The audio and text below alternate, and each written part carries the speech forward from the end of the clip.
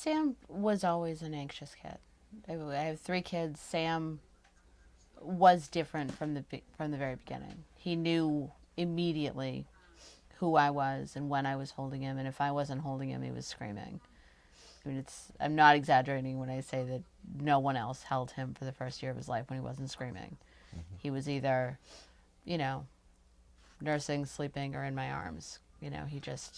He was, he had separation anxiety from the very, very beginning. Where I really noticed it was going into nursery school because he was a pretty normal, he seemed normal, but when I say pretty normal little kid, because he was home all the time and he was with us all the time. And then, he never went to daycare. Melissa stayed home with him. So we weren't like dropping him off somewhere all the time.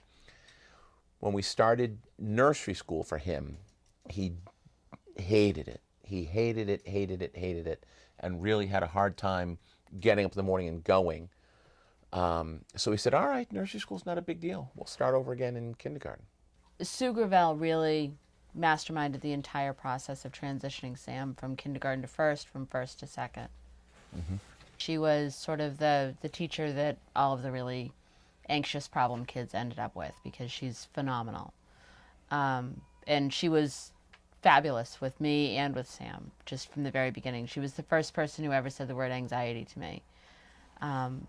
And she really, really worked hard at making Sam feel comfortable and understanding what his limits were. Like, she has all the kids sit on a rug, but Sam sat in a chair next to the rug because sitting on the rug was too much.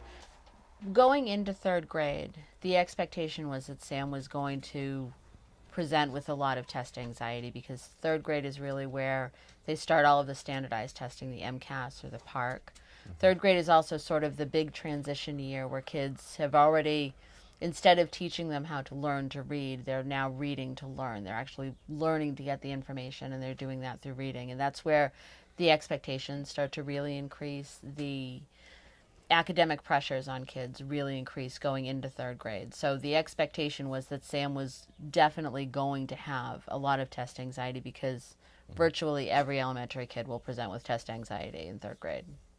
Despite everything, the first day of school went off without a hitch. So, second day of school, Sammy starts complaining about severe abdominal distress, and he stays home from school. That was his first absence. So, to me, you can't ignore the possibility that there's a physical cause. So, I took him to the doctor, and we started a process of getting tests to eliminate physical causes for his abdominal distress. Over the first half of the year, he missed 18 days of school, going for all different kinds of tests, culminating in December, on December 5th, with a colonoscopy and an endoscopy looking for a physical cause. So all they found was some lactoferrin in his stool, which is a symbol of some inflammation. And in the endoscopy, they did find a little bit of redness in his stomach. And what the doctor said was that everyone has a different definition of what discomfort is. And Sam may just be one of those kids who has particular hypersensitivity to abdominal discomfort. So when he was in school, it was a combination of, number one, he was legitimately behind because he was missing a lot of time for medical testing, for doctor's appointments, and for going home sick because his stomach hurt, which was then making him more anxious, which was causing more abdominal pain. So he would be down in the nurse's office every day. So part of it was just trying to get the school to see that this really was an actual physical problem, and the school was perceiving it as strictly anxiety and behavioral. Sam hurt. He was in a lot of pain, and he was scared. There was a lot of anxiety. Just because something has a psychological cause doesn't mean it's not real. A soldier can get shot, but a soldier can also have PTSD. And if he has PTSD, you can't just tell him to suck it up. That's not an effect. That's not a good understanding. It's not effective. Right. So and what the school was doing consistently to Sam was telling him to suck it up, and he couldn't. And it was being in that position of being in school and not being able to suck it up, not being able to push past the pain, not being able to pretend that everything was okay, and knowing that he wasn't going to get any sympathy, knowing that it was going to be brushed aside. So we went into holiday break feeling like the school was looking at Sam like he was misbehaving, like he was a faker, and his mother believed him. Right. By the time Christmas break came, we were ready for a break. Right. And Christmas was uneventful. He still experienced some stomach distress, but it was basically because uneventful. he's at home, Right. if he has stomach distress at home, it's not a big deal. If he has to run to the bathroom, it's not a big deal. The bathroom's right there. When Sam went back to school in January, first day back was okay, but First day after back was that, fine. The second day, after that was nightmarish. It would take me from 8 o'clock in the morning until noon or 1 o'clock in the afternoon to get him into the school for 30 minutes. But they demanded that he go, right? And that this is what we would do every single day. There was one time where it happened at a doctor's appointment where the ultrasound, right? They were going to do an ultrasound, and he didn't want and he just flipped out in the ultrasound room and started perseverating over and over again. I want to go home. I want to go home. I want to go home, while I'm holding him down to keep him from thrashing around. So I told him, we're going home.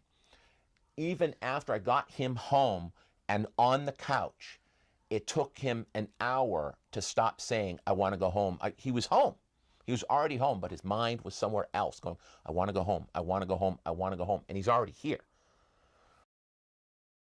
And so to have someone who you love as much as you love a child, where you have to physically restrain them, not for 5 minutes, but for hours, and not just once, but over and over again, while they try to harm you to get away from you because they're so out of control, is not an experience I would wish on anybody.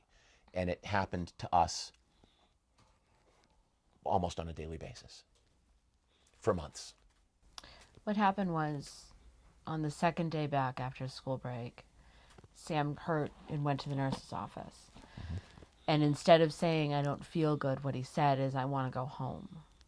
And the school, a decision was made with the school nurse, the vice principal, the principal. I don't know who was involved in the decision, but the decision was made to not call me because Sam wanted to go home. And that wasn't a good enough reason to go home. And the way we had been getting Sam to go to school is, you have to go to school.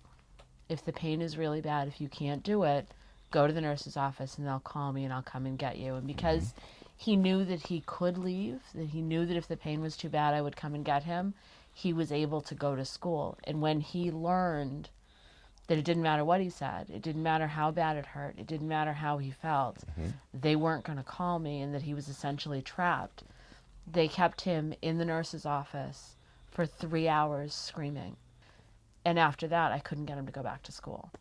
He went from being anxious about going to school, being anxious about being into school, into full-blown school refusal. We couldn't get him back through the door after that. And we spent 2 months trying and trying and trying to get him, forcing him way longer than, looking back now, than we should have. But everyone kept telling us, we have to get him into school. If you don't let him get into school, then you're letting the anxiety win and he'll never come back from this. You have to get him back into school, and he has to go to school. And we tried for months. I mean, it was completely flight or fright. If he couldn't get out of it, he would rage, and he's not a little kid. He's, at that point he was 9 years old. He was a heavy kid. He was a big, broad-shouldered. I mean, he's like his dad. And he's a big, strong kid. And when he learned that there was no way, there was no rescue, there was no way he was safe, he fought with everything he had. You couldn't fix it. You couldn't get into his head to be able to get him to hear you and hear that he was safe. We couldn't get through to his head. It was all, I mean, we were in the locked mental health ward of Worcester, Mass. They sent us down there with him when we couldn't calm him down. We had the mobile crisis unit was here. Came to the house one night, offered to take him away because he was so, it was absolutely terrifying. And as bad as everything else got, January and February were, they were bad. They were. We had considered homeschooling when he was tiny.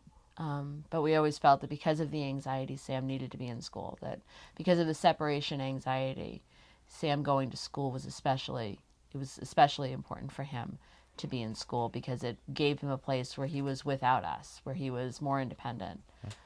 Sam was obviously not in school in January and February, and we were working pretty closely with his therapist, with his school adjustment counselor, but they were starting to make noise about him missing school and absences and truancy because all of our world was revolving around Sam and getting him out of the door to school. Mark, at this point, had missed weeks of work. Months. I was at work and not performing well because I was constantly getting phone calls about what was going on at home.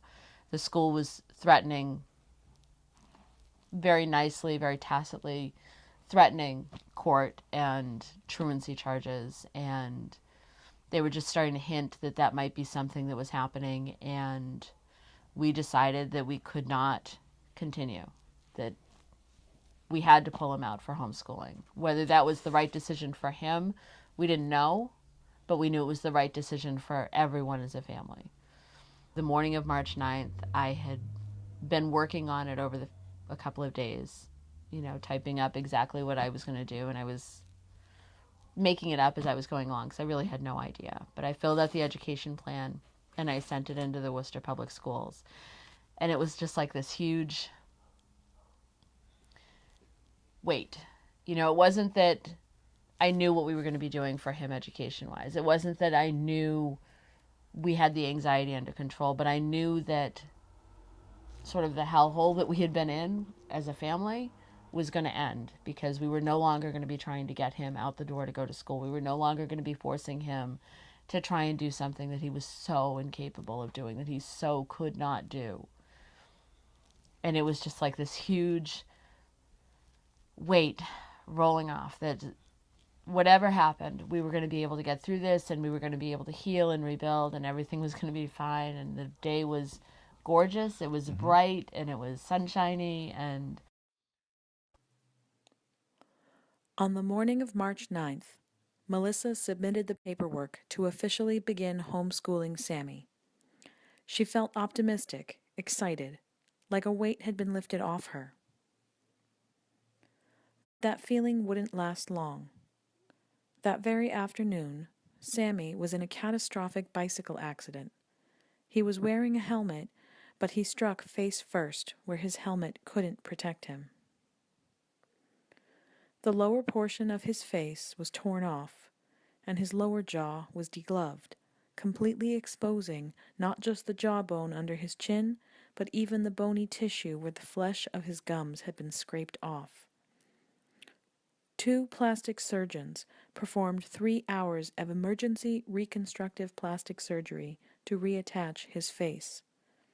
The chief nurse at the UMass Pediatric Trauma Center said it was the worst facial injury she had ever seen. But that was sadly only the beginning. The force of the impact caused intracranial hypertension, the buildup of fluid in Sammy's brain cavity, causing increased pressure. This in turn caused a pseudotumor cerebri, the same pressure on the brain as an end-stage brain tumor, and therefore all the same symptoms. 2 straight months of searing, unspeakable pain, 24 hours a day, 7 days a week. Violent nausea, constant dizziness, unable to even sit up in bed. Weakness, unable to stand up on his own. Muscle spasms and body aches, so that even simply rolling him over to prevent bed sores would invoke desperate shrieking. After 2 months spent in and out of the hospital, 18 separate trips with 2 of them involving a week-long stay, 4 lumbar puncture procedures to drain excess fluid from his brain cavity, and 1 urgent brain surgery, Sammy finally started to get better. He entered the month of June unable to even stand up, and left it able to walk on his own. But now he was legally blind. The pressure in his brain had severely damaged his optic nerves, leaving him completely blind in one eye and with vision impairment in the other. So the last surgery was at the end of May. He had another brief hospitalization after that. By the middle of June, he was starting to, he could sit up, he could drink, he was starting to be able to eat more things. Walk, go to the bathroom, and most more or of the less by summer himself. was spent just healing, literally just healing. Having him be able to walk the dog was huge. It was just a matter of getting him healthy enough so that we Right. could even start to think about homeschooling. He still couldn't eat, right? So, or he could eat, but nothing. He couldn't tolerate anything other than white rice and water. So he literally was on. For 11 days, he ate nothing, just drink water. And then after that, about 3 months of just white rice and water was all he could tolerate for food. He couldn't see, coming to grips with that and understanding that, and the fact that one eye completely gone, the other eye is still not that good. And then realizing what that meant for him in terms of being able to exist out in the world, not being able to see, and having him be able to exist with that. And it was Right. finding things that he could do, things that he felt safe doing, and being able to make those The things that we the did. things that we did. So we had to change, so. And that was what we right. did all summer, was just try and get used to the new normal, that this is, Try to come up with a new normal. Right. So September was back to school for everyone. My girls went back to school, and I filed the intent to homeschool for Sam. When you've got a kid like Sam who's coming from a place of trauma where school was terrifying for him, where he's already got an existing anxiety disorder, and then you factor in the fact that he really can't see all that well, so you can't hand him a book and expect him to be able to read it. It's incredibly difficult. I have to, piecemeal different. I have to find things that interest him and engage him, and find ways to get him involved and get him excited. The Perkins School for the Blind has been incredibly helpful. Phenomenal. Yeah, phenomenal, helpful with us in terms of, they got us a CCT system that, CCTV. yeah, CCTV, that you put something underneath it, it blows up the image and puts it on a screen big enough so that he can then see it. Which The other thing that they did is they sent us an audiobook player with audiobooks that Sam can operate independently, not just CDs that can sometimes be difficult for someone who's visually impaired, and getting them from the library, which means they skip a lot. From Perkins, we get actual audiobooks that Sam can just plug in their cartridges, and they've been phenomenal. I mean, they send us these cartridges, just arrive in my mailbox every couple of weeks, and they're tailored to his interests. They're educational, and they're fun, and they've been a huge fantastic. asset. And then the other organization that's been really, really helpful is Free Computers for the Blind. Amazing. Yeah. For a computer that is designed for blind people, or people who are extremely low vision, extremely visually impaired, that'll just blow up the image on the screen as big as it has to be for you to be able to see it. So you can go onto a regular website where you'd never be able to see the graphics and just blow it up like this so that you can then see it. And the computer's free. So for Sam's educational future, I think the most important thing is to stay flexible, because we don't know what he's going to be capable of years down the road. He's a really bright kid, and he wants to learn, and he's concerned about his own educational future. He knows that he needs to succeed in school in order to get a good job and succeed in life.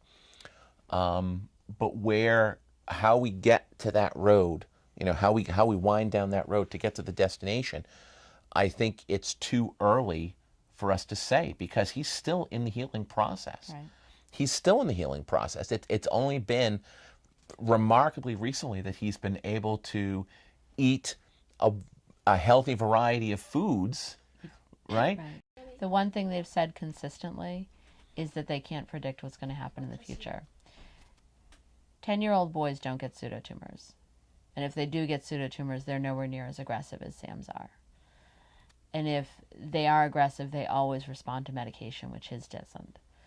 And when you do the surgery, the vision always comes back. So everything about Sam's case has been atypical. Yeah. And he's only 10 years old, and the optic nerve is still what they call spongy, so it's still somewhat flexible, and the brain can find ways to heal itself. So there's no guarantees as to what the future holds for him. We still hope that his vision is going to come back. We still, every day, Sam tries to see. Every day, Sam gets better at dealing with what he can see and what he can't see, and understanding. He's adapting. He's adapting. Sam is incredibly, incredibly adaptive, and I think his body is in time going to heal, but no one can predict what the future is going to be. So what one of the doctors told me is to not get your hopes up. But Right. they're not dashed either. There's no... I think he's great at adapting, but so just as I said before, though, just stay flexible. No one Say- has said We have his to be vision adaptive. isn't coming back. No doctor has said this is the way it's going to be for the rest of his life. And every time I've asked that question point blank, they've said there's no way to know. What is he going to be capable of 5 years from now? I don't know. And if you don't know, then you can't plan for it. You have to be flexible.